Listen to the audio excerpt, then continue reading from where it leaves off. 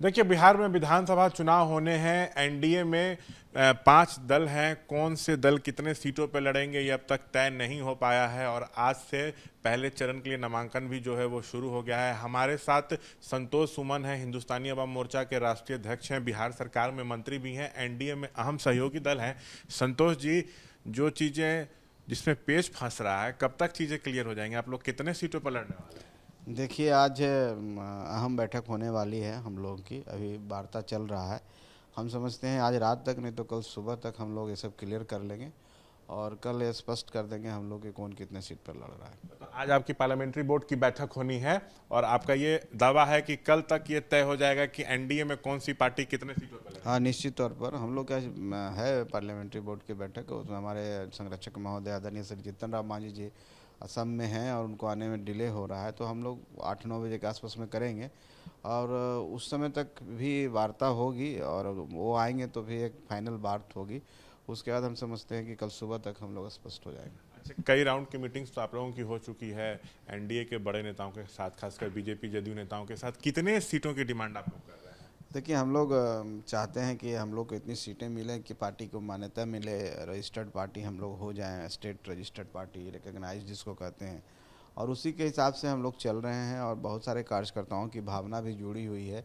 तो हम लोग चाहते हैं ज़्यादा से ज़्यादा सीट मिले और ताकि हम अपनी पार्टी को रिकग्नाइज कर सकें। इसी पर बात वार्ता चल रही है और हम लोग समझते हैं कि बहुत ही फ्रूटफुल तरीके से बात हो रही है और भी नेताओं से जो शीर्ष नेतृत्व हैं, बिहार के प्रभारी हैं, उनसे आज रात तक बात होगी। हमारे संरक्षक महोदय आ रहे हैं तो सारी बात स्पष्ट हो जाएगी। अगले 24 घंटे में सब कुछ क्लियर हो जाएगा? जी, निश्चित तौर पर कल हम समझते हैं 10-11 बजे तक सब हम लोग क्लियर हो जाएंगे। अच्छा, ये बताइए कि आप लोग चाहते हैं कि स्टेट पार्टी का दर्जा मिले, तो इसके लिए कम से कम आप लोगों को तो 8 विधायक जीतने होंगे ना, तो 15 से 20 सीट पर लड़िएगा तब नहीं संभव है। अब निश्चित तौर पर हम लोग को 7-8 विधायक चाहिए और उसके लिए कितना लड़ना है, कितना हम लोग का स्ट्राइक रेट है, इन सब बातों की चर्चा हो रही है और हम लोग भी समझते हैं, उन लोग भी समझते हैं, तो एक बीच का रास्ता निकलेगा और हम लोग चाहेंगे कि हम लोग सीटें, अच्छी सीटें का चुनाव करें ताकि हमारा स्ट्राइक रेट 90% हो और हम जीतें। तो ये हमारी पूरी कोशिश है। मांझी जी 15 सीटों की मांग किए थे, आप भी उतने पे सीटों चाहते हैं?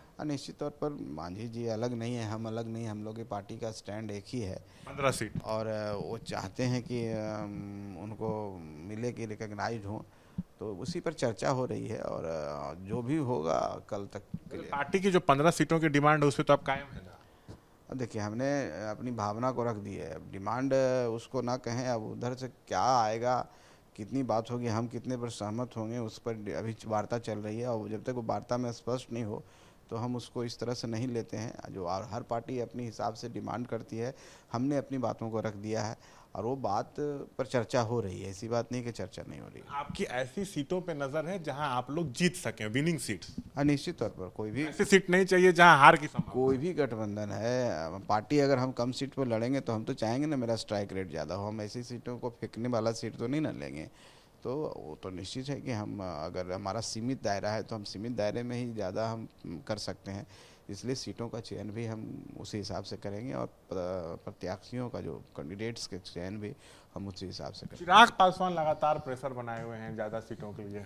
अब चिराग जी की अपनी बात है, उनकी बात हम नहीं कह सकते हैं, उनकी पार्टी की बात है, उनके कार्यकर्ताओं की बात है। वो कितने सीट उनको मिल रहा है ये भी मुझे जानकारी नहीं है।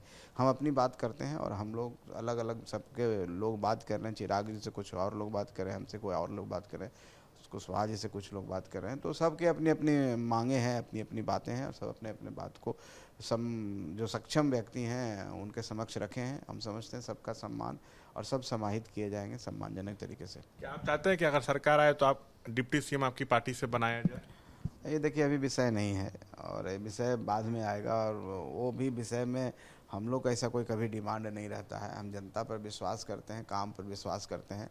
अब जब समय आएगा उस समय क्या होगा, अभी उसके बारे में हम लोग कुछ बोल के मतभेद नहीं पैदा करना चाहते। तो देखिए, ये है संतोष सुमन जिन्होंने बड़ा बयान दिया है कि अगले 24 घंटे के अंदर सब कुछ जो तस्वीर है वो साफ हो जाएगी और ये भी कह रहे हैं कि सीटों की संख्या हम लोग को ज़्यादा तो चाहिए ताकि हम लोगों को जो है स्टेट पार्टी का जो दर्जा है वो मिल सके। बता दें, इनकी पार्टी अगर 8 सीट जीती है तो इन लोगों को जो है वो दर्जा मिल जाएगा। कैमरा पर्सन निरंजन के साथ मैं शशांक कुमार, एबीपी न्यूज़, पटना।